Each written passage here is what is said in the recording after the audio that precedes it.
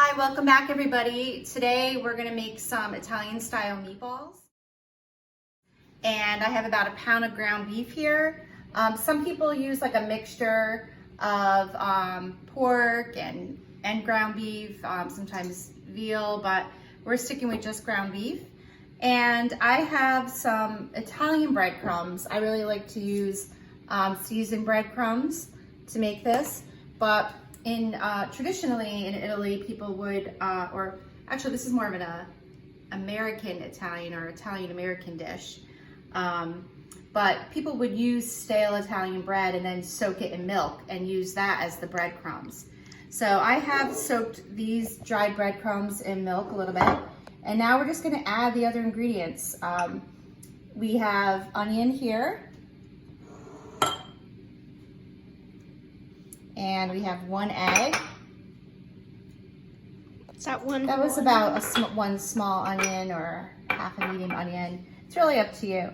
The key for really good meatballs is good either Pecorino Romano or Parmesan, and this is about a half a cup. So you want to be really generous with that. That is the key. I have some garlic here, 2 garlic cloves minced. And then I don't have any more fresh herbs around here. So the Italian herbs that are generally used, parsley, basil, there's onion powder, garlic powder, oregano, or some of you might have a blended Italian seasoning at home. So I put about a half a teaspoon of the green herbs, the basil, parsley, and oregano in here, although the breadcrumbs have a little bit of that. So from here, you're just going to use your hands and turn this into a homogeneous mixture. We'll be back. Hey, we're back, and I've rolled out the meatballs here, and you're gonna end up with about 15 to 20 depending on the size that you made them, but try to make them even so they look nice and they cook evenly. A couple little tidbits, you could use ground turkey for this.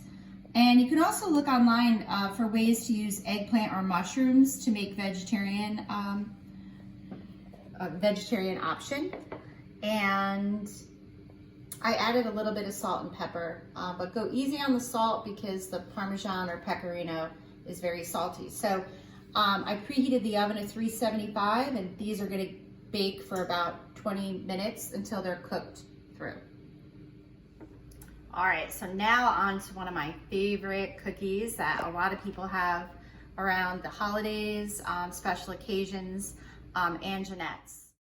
Paige was nice enough to squeeze some fresh orange juice. It's not necessary, but I didn't have any orange juice.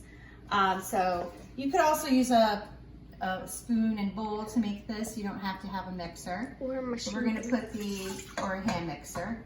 Paige prefers that. So we have orange juice in here, half a cup, 2 eggs. We have regular granulated sugar, which is 1/2 cup. And I did not have lemon extract, but I had fresh lemons, so I'm putting in a tablespoon of fresh lemon, so kind of improvising here. And then also, I like to add a little anise or anisette, which is a licorice flavor. And I wanted to show you a picture of star anise. If it comes through here, you can see that. And so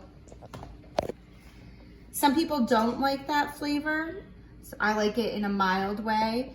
But people also say that it helps with digestion. So what better than an Anjanette to end a meal with?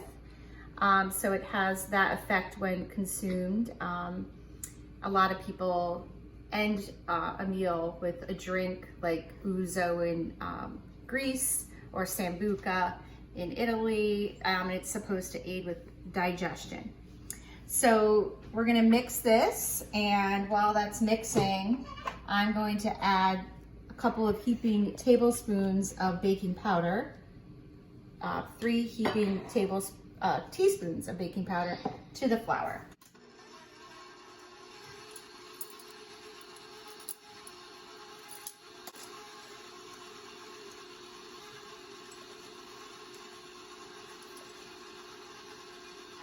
So I have 2 sticks of melted butter, and I'm going to add that And then I'm gonna add my flour mixture in thirds.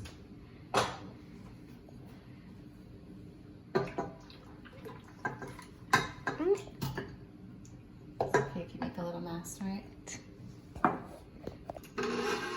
So this is optional, but I am gonna add about a half a teaspoon of the anise. And then I'm gonna add the first third of the flour baking powder mixture. And mix that, and then I'm gonna add the rest of this in thirds, and I'll show you the mixture at the end. Okay, so I've tried a lot of Anjanette recipes, and I like this one because it's not too sticky, so you can work with it right away. And some Italians will roll a piece and then make sort of a pretzel-like knot. I prefer, just for speed, to just take a scoop like we do in class, scrape it against the sides so they're all even, and then just put them on the cookie sheet. So I'm gonna do that for all these, bake them, and then I'll be back to show you how to frost them. All right, so we're back with the Anjanettes, and basically the classic is to use the nonpareils, but you can also use, you can dye your glaze. This is just 2 cups of confectioner's sugar with some hot water. And if you like that licorice flavor, you can use the anise, or you can go ahead and use just lemon extract as directed on the recipe. So you can just take and sprinkle. This kind of looks really nice for those of you celebrating Easter. Oops, a little extra. But something like that would be nice. I'm gonna even that out there. Or you could just use the traditional nonpareils. Okay, so the final product for today, we have our meatballs, which took about a half hour to really brown up. And we have our sauce that we started yesterday, the Marcello Hazan. And we're just gonna top the meatballs with the sauce that we heated up. And then a little fresh grated Parmesan or Pecorino. And then the final product of our Anjanettes. So don't forget to add a nice salad with this. And I hope that you have a chance to try out these recipes. So